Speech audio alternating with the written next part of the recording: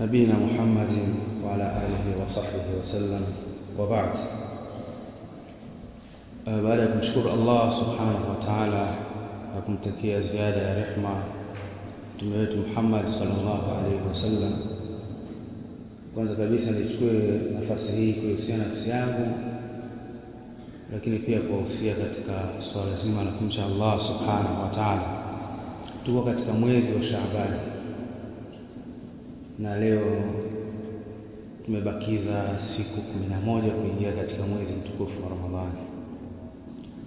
Maana yake kuna kheri kubwa ambayo iko mbele yetu, ambayo inahitaji maandalizi ya kinafsi, na hivyo ndivyo ambavyo walikuwa wema waliotangulia walikuwa wakijiandaa zaidi kinafsi kwa ajili ya kupokea mwezi mtukufu wa Ramadhani. Walikuwa wanaandaa ratiba kwa ajili ya kusoma Qur'ani wanaipa nafasi yake, lakini vile vile katika kumtaja Allah subhanahu wa ta'ala walikuwa wanaandaa pia wakati. Lakini kikubwa zaidi ni yale mapokezi ya mwezi mtukufu wa Ramadhani. Wenzetu walikuwa wakijiandaa khilafu au tofauti na sisi. Leo hii huwa maandalizi yetu yanakuwa katika masala pengine ya kuandaa vyakula vya aina mbalimbali, kwa kuhofia kwamba tusije tukapata tabu ndani ya mwezi mtukufu wa Ramadhani. Lakini wema waliotangulia walikuwa wakijiandaa zaidi katika masala ya kiibada. Ndugu zangu katika imani, kwa dakika hizi chache nitaka tukumbushane hadithi moja. Mtume sallallahu alaihi wasallam siku moja anazungumza, anasema hadha alladhi ihtazza arshu arrahmani bimautihi, anasema huyu ambaye leo hii arshi ya Allah subhanahu wa ta'ala imetikisika kwa ajili ya kifo chake. Na katika riwaya taharraka arshu arrahman.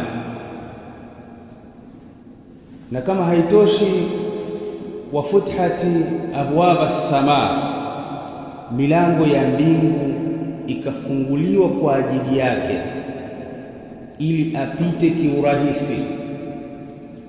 Na kama haitoshi, washahida janazatahu 70,000 min almalaika, msiba wake siku alipofariki, mazishi yake yalihudhuriwa na malaika 70,000. Mnajua ni nani huyo? Mtume sallallahu alayhi wasallam anasema innahu Sa'd bin Mu'adh. Huyo ni sahaba mtukufu Sa'd bin Mu'adh. Ni uchamungu wa aina gani aliokuwa nao Sa'd?